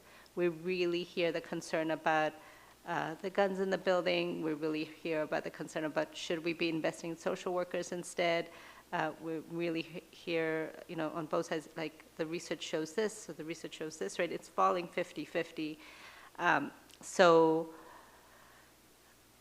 You know, kudos to the board for really hearing everybody out. And at this point, going back to Dr. Bine, And then I say ironing out any thoughts that we have or any other questions we need before the next board meeting, so that the next board meeting, it would be an informational item. And then beyond that, we move forward to say, hey, do we bring this back as an action item, or do we wait for another time? How does that sound?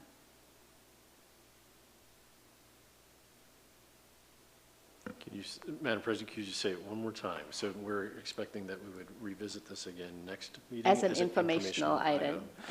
Yeah, I would just like to defer to Dr. Bind if that's a reasonable timeline or not, based on what you've heard from the board. Yeah, thank you. I was thinking September or October to make sure, as I hear from other individuals, if there's more information we need to gather. But we will look for bringing some update to you. And again, based on some of the topics we know we have coming in board agendas somewhere in the next couple of months. Yeah, no, that sounds good. Yeah, no, definitely when I said, yeah, not next time, but in the future, whenever you feel appropriate, because as it stands today, we're a conflicted group around this topic, and rightly so, because it's a big topic. So thank you all for your deep consideration, reflection, and thoughts on this topic. And thank you, Dr. Biden, for accommodating. So seeing no other questions or comments, we'll move forward to the superintendent search topic. And I'll say, we put it on the agenda. I put it on the agenda just as a marketplace, but I want the board, and I want to invite, on behalf of the board, I invite the whole community to follow along with the superintendent search. You are all part of this process. We want your ownership and input, and pretty soon you're going to see the robust amount of information that's going to go out to the board as far as surveys and focus groups and meetings and community input. So these superintendent search meetings are open meetings that happen, and it happened just before our open board meeting. The regular board meeting, we had a special board meeting dedicated to superintendent search, which was open to the entire community. So please follow along with this journey. There will be a website that'll be going up on the superintendent search. A letter will go out from the board soon, kind of sending out so much more information. So I invite the board on behalf of I invite the community on behalf of the Board of Education to truly follow along in the superintendent search process, because we want your voice, we want your input. We have, as our superintendent retires, we have big shoes to fill, and we are very much engaged and working hard to make sure we get the next best superintendent for our community. So follow along on that journey. And as the next item we have is community input. Before you jump off that topic. Yes. I don't know if this is something that we would ask you to do, not necessarily, but there are two agenda items that we kind of covered very cursorily. The online survey questions was on here. We didn't really talk about that much, and discussing the comparison districts for superintendent compensation report. Okay. Can you follow up with the individuals and find out how we're going to bridge that gap, since they were on the agenda and we didn't really spend much time on it? Okay, no, for sure. I don't want to leave them with question marks on either of those. Yeah, so no, definitely, I'll follow along, but I'll tell you about that they have a set of questions that they use and they've customized for our district, and I've looked over those questions, and but you'll get those questions as well to look over and give them feedback before it goes out. And the second one was the comparison one, so I'll ask them about that as well. Thanks, Brian. Yep, thanks. Any other questions for the superintendent search that we didn't cover earlier that came up like Brian did? I'm happy to connect with them. I'm on behalf of the board, I am communicating with them a lot. Nisha, can we just get soft copies of what they handed out today? Say that again. Soft copies. Okay. Of the material that was handed out today? Okay, perfect. I'll ask them.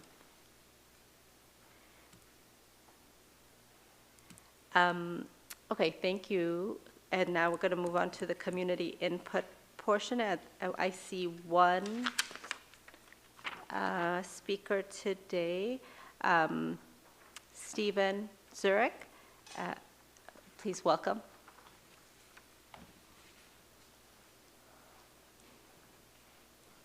Hello and good evening. I just wanted to say a few things about the SRO program that you guys talked about this evening. I am not in law enforcement. I am on the other side. I'm on the fire department, and I work very closely with the law enforcement in the area. And personally, one of the SROs that I had back in high school helped me develop into the person that I am today. So, and I still look up to him. I still talk to him on a regular basis. So having an actual SRO in the school, it's going to enhance school safety. SROs can help deter and respond to the potential threats, ensuring a safer environment for students, teachers, and staff.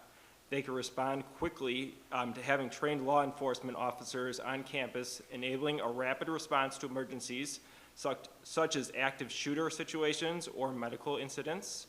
Building positive relationships. SROs can build a rapport with students, creating opportunities for open communication and fostering trust between law enforcement and the younger generation, because we definitely do need that now. There is a large divide, unfortunately, that has been created, and we need to do something to have the youth look at law enforcement as positive role models, because that they are. Mentorship and guidance. SROs can serve as mentors and role models, providing guidance and support to students facing challenges, both inside and outside of school. Preventing crime and disorder. SROs can deter criminal behavior, address incidents like drug use or bullying, and promote a sense of accountability among students. Educational programs. SROs can deliver educational programs on topics like drug prevention, cyber safety, and conflict resolution, contributing to students' personal development. Community engagement that someone did bring up this evening. SROs can facilitate connections between the school and the local community, leading to a collaborative approach to addressing safety concerns. Counseling and mediation. SROs can offer counseling and mediation services, helping resolve conflicts and preventing them from escalating. Resources for school staff. SROs can provide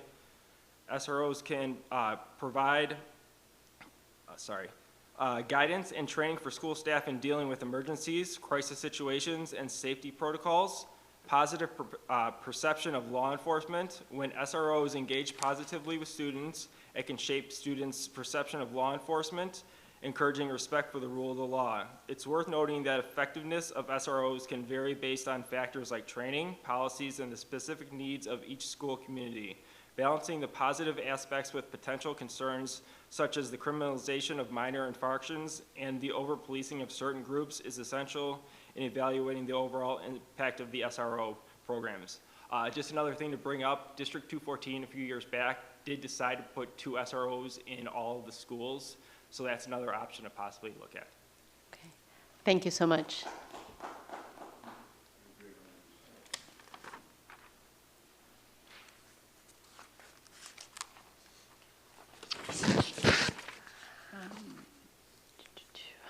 Okay, next on the agenda, we always appreciate community input, so thank you to everybody who spoke today from our community. We definitely consider all the perspectives shared. Moving on, we'll go to future agenda items. Dr. Bine, if you want to cover those. Yeah, just one highlight, because the board's been seeing these for a while, is we have scheduled the special meeting for the combined board meeting with the Arlington Heights Park District for October 24th. I think that's a Thursday, if I remember correctly. I'd have to look for sure. That will just be, I think it's a 5 to 6 p.m., and then they will have their regular meeting following that. So the 24th is actually a Tuesday. Again, that'll be 5 to 6 p.m. It'll be at the Park District, and then they'll have their regular Park District Board meeting following that. So we hope the more that can attend, the better, but it's just a chance for the two boards to talk about things that we do together, partnerships, and anything we can do to support each other and improve service to our kids and our families moving forward. Thank you, Dr. Bine. And any new topics that have been previously discussed with Dr. Bine? There's one topic that I did, and I wanted to bring it up to my colleagues today that I did discuss with Dr. Bine, is this idea that I've heard IASB has been doing research on it, and I've heard it from my different board president colleagues around the area about student representatives on the Board of Education. So like it'd be one student rep possibly from Thomas and one from South. But I did ask, so that's something I'm looking at a little bit more to see, is that helpful? Is that a good leadership opportunity for a middle schooler from each building? So I'm looking at that a little bit more, and have shared that with Dr. Bine as well. And so if my colleagues could think about it, if that's something you know, that would be of interest to you, should we look at it? You know, of course, it always takes a majority voice to make any action happen, right? So think about that a little bit more as well. I'm sorry, I forgot that. Thank you. You did meet with me about that topic. Yeah, no problem. You have a lot on your plate these days. Okay, we are going to now, as a board, move back into closed session. So the board needs to return to closed session to continue working on the same topics announced earlier for closed session. The board cannot take any action during closed session, and we will not be taking any action when we return to open session afterwards. Do we have a motion to adjourn to go back into closed session? Well, we didn't have closed session before, so we're not going back today. So do you have a motion to go into closed session? So moved. Sorry, if I could just add to your motion, we do need to verbalize the reason for going into closed session. And so it is really to discuss employment and let's see what else. Do you want me to read the motion? And discussion of any meeting minutes that have been lawfully closed that can only be discussed in closed session. So it's really those two topics, employment and review of closed session minutes. Okay, thank you, Dr. Bine, for reminding me about that. So if I could have a motion to adjourn to go into closed session. Rich, I think you are ready to. So moved. Okay, thank you. A second? Second. Thank you. Lana, could you please call the roll? I'm sorry, was that Greg that did this? Yes, Greg. Fossil, Yes. Oliniechek, Yes. Neerman, Yes. Scapalato, Yes. Jogi, Yes. Cerniglia. I'm going to abstain because I have to be excused. Okay, we'll miss you, Brian. So And- abstain. Seriously abstain? I just want to make sure. Okay. And Michael? Yes. Yes. Okay, thank you for my board view. The board has stayed really long, and you started really early today, so I appreciate you staying a little bit longer.